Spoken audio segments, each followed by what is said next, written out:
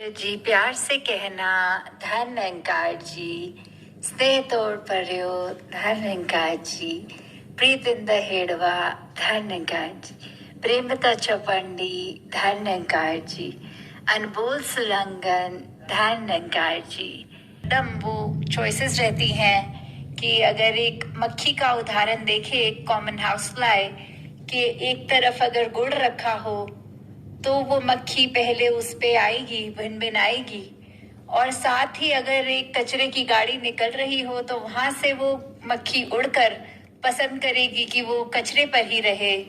तो कैसे एक ये चॉइस होती है कि जब एक अच्छी चीज, एक पौष्टिक चीज, एक इतनी मीठी चीज मिल रही है, फिर भी उसका त्याग करके एक बहुत ही खराब चीज पर बैठने का ये जो चॉइस है, तो अगर हम उसको ही करते रहेंगे तो हम आनंद से वंचित रह जाएंगे। हम सिर्फ एक कोशिश करके कि ये दुनिया में हर चीज डिस्ट्रैक्ट तो करती है, पर कैसे फिर अपने आप को निरंकार से जब अलाइन करते हैं तो फिर वो करेक्ट चॉइसेस ही हमारे पास एक सामने आती हैं, फिर हम उन्हीं पर ही चल पाते हैं। और फिर अभी काफी जो देखने में भी आया, चाहे भाषाएं, ये 4 भाषाएं, 5 भाषाएं, 6 भाषाएं रही, फिर भी ये जो मैसेज है वो कॉमन रहा। और कैसे एक ही बात की, अब चाहे कोई एक भाषा वाला कुछ कह रहा है तो वर्ड्स के बात करे तो वो दूसरी भाषा को चाहे नहीं समझ में आ रहा, पर वो मैसेज एक जो कन्वे कर रहे हैं वो बिल्कुल साफ कन्वे हो रहा है कि कैसे ये परमात्मा, ये निरंकार ही हर चीज का आधार है, हर चीज की शुरुआत इसी से, और अंत तो कह नहीं सकते क्योंकि इसका कोई अंत नहीं है। ये तो एक बात करे तो फिर किस तरह ये एक ऐसी एंटिटी है, एक ये इटर्निटी की बात। दातार कृपा करे हर एक पे कि हम अपने आप को जहाँ अपने ऊपर फोकस रखकर ही करे, कि उस तरह नहीं कि एक सेल्फिश वाला फोकस की हर चीज हमें चाहिए, पर जब सुधार की बात आती है तो फोकस हमारा ही, हम और अपना आईना अपने आगे रख के सेल्फ एनालिसिस, इंट्रोस्पेक्शन, ये सब जब करेंगे तो दूसरों की कमियां देखने का वो समय नहीं मिलेगा। अपने सुधार पे ही पूरा टाइम अगर लगाएं तो कैसे हर एक की छोटी छोटी बातों पे भी अगर हम सेंसिटिविटी रखें कि कुछ भी मुंह से ऐसी बात ना निकालें जो दूसरे को कहीं ना कहीं चोट पहुंचा सके, या मन में कोई कितनी उम्मीदें लेके कोई चीज करता है तो कभी चाहे हम कैजुअल भी हो जाते हैं, चाहे वो डे टू डे लाइफ में हो या कोई सेवा के रूप में, कि कैसे एक टेक फॉर ग्रांटेड हो जाता है तो उसमें वो निटिग्रिटीज छूट जाती हैं, तो उसका इम्पैक्ट, उसकी रिपरकशन ऐसे आ जाती है कि किसी के दिल हर्ट हो जाते हैं। तो बिल्कुल अपने आप को जब हम एक तरफ एक पक्के रखकर कि हाँ, जब एक कोई जो रिस्पॉन्सिबिलिटी है उसको बकायदा वैसे ही निभानी है, बिल्कुल चूक नहीं करनी, ताकि आगे हर एक तक वो मन में हम उनके एक खुशी ही दे पाए, उनके मन पे किसी प्रकार की ठेस ना पहुंचे। वही संदेश दिया जो युगों युगों से संतों ने दिया है कि अपनी आप को इस परमात्मा से जोड़ के रखें, हर पल इसी के एहसास में, और मानवीय गुणों से अपने आप को युक्त कर लें। जैसे एक उदाहरण कि अगर एक आंख में अपने ही पलकों का बाल चला जाता है तो आंख बहुत कठिनाई सहती है, वो बहुत इरिटेटेड रहती है, और फिर अगर वो ज्यादा देर पड़ा रहता है और थोड़ी शीशा खुद देखना पड़ता है उसको निकालने के लिए, या कोई निकाल देता है, तो फिर भी वो आंख की लाली कुछ देर कायम रहती है। वो इरिटेशन, वो बाल हट भी गया चाहे, फिर भी एक वो परेशानी में थोड़ी देर और रहती है, तो वो जो जड़ है वो तो खत्म हो गई, पर एक उसके आफ्टर इफेक्ट्स होते हैं।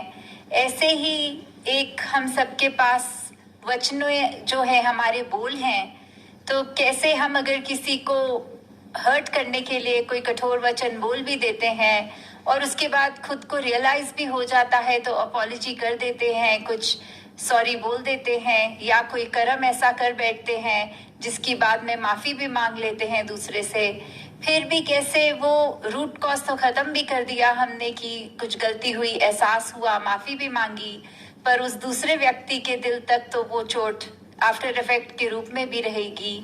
तो कैसे हमने हर एक के मनों में सिर्फ एक पॉजिटिव जगह बनानी है, अपनी बोलों से सिर्फ मीठे वचन, अच्छी बातें ही बोलनी है। किस तरह अपनी ये बात को परमात्मा से, निरंकार से जोड़ते हुए ही समझाया कि ये जीवन जीने का तरीका तभी एक सफल जीवन कहलाने के लायक एक जीवन हो सकता है जब निरंकार प्रभु परमात्मा से ही जुड़ा हुआ हो। तो दासी हर एक के लिए यही अरदास कि सेवा सिमरन सत्संग करते हुए जहाँ अपना और मजबूत करें विश्वास निरंकार पे, वहीं साथ साथ ये अगर हम इस धरती के लिए, जैसे अभी गीत में भी यही सुना और कविता में भी आया था कि कैसे ये जो कादर ने कुदरत बनाई है, तो ये नेचर में कैसे हर कोई चीज़ अपने आप को, जो पेड़ हैं उनकी फंक्शनैलिटी क्या है, ये पानी की, हवा की, इस तरह जो भी इतना सुंदर ये प्रकृति है। और अभी कल जैसे हमने सिर्फ एक outer beautification of the world तो जहाँ करना ही है, वहाँ अपने अंदर के एनवायरनमेंट पे भी हमें ध्यान देना है कि अंदर हमारा मन भी साफ हो। सिर्फ हमारा एक ये विजुअली जो दिखने वाली बाहर की चीज़ें होती हैं सिर्फ वो नहीं। तो जैसे एक अभी जापान के भी महापुरुषों से श्रवण किया तो कैसे वहाँ के चेरी ब्लॉसम्स बहुत मशहूर होते हैं। तो ये सिर्फ इम्पोर्टेंस चेरी ब्लॉसम ट्री की तब नहीं जब एक फूल उस पे उग रहा हो, जब वो बिल्कुल प्रफुल्लित उस तरह से ब्लॉसम पीरियड हो। ऐसा अगर है कि सिर्फ उस टाइम के लिए ही वो इम्पोर्टेंट है तो उसके बाद तो वो पेड़ को काट दिया जाए तो फिर आगे से उस पे ना पेड़ रहेगा तो फूल ही नहीं उग सकते।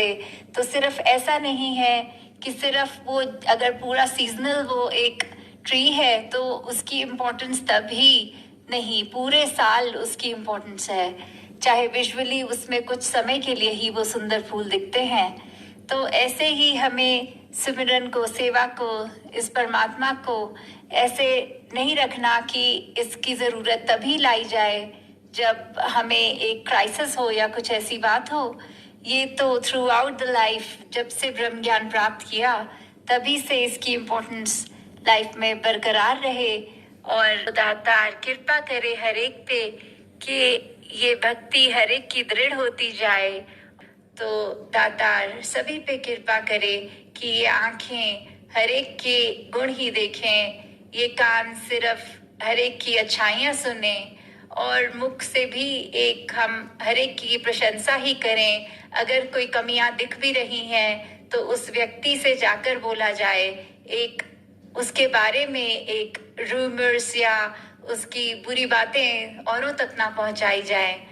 दातार हर एक पे कृपा करे। साथ संगत जी, धन निरंकार जी। साथ संगत जी प्यार से कहना धन निरंकार जी। साथ संगत जी, दासी आप जी के चरणों में एक साखी रखने जा रही है, कृपा करना। साथ संगत जी, दासी से जो भी टूटी फूटी गलतियां हो बख्श लेना। साथ संगत जी, एक शिष्य गुरु के पास आया। शिष्य पंडित था और मशहूर भी, गुरु से भी ज़्यादा सारे शास्त्र उससे कंठस्थ हैं। साथ संगत जी, समस्या यह थी कि सभी शास्त्र कंठस्थ होने के बाद भी वह सत्य की खोज नहीं कर सका था। साथ संगत जी, ऐसे में जीवन के अंतिम क्षणों में उसने गुरु की तलाश शुरू की।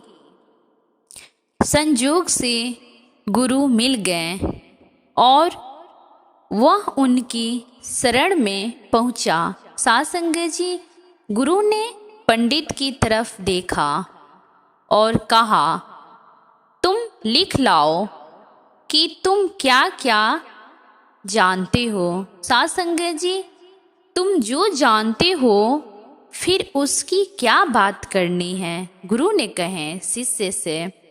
साथ संगत जी, तुम जो नहीं जानते हो वह तुम्हें बता दूंगा। साध संगत जी, शिष्य को वापस आने में साल भर लग गया, क्योंकि उससे तो बहुत शास्त्र याद थे।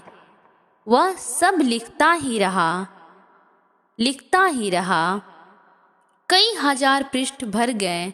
साध संगत जी पोथी लेकर आया।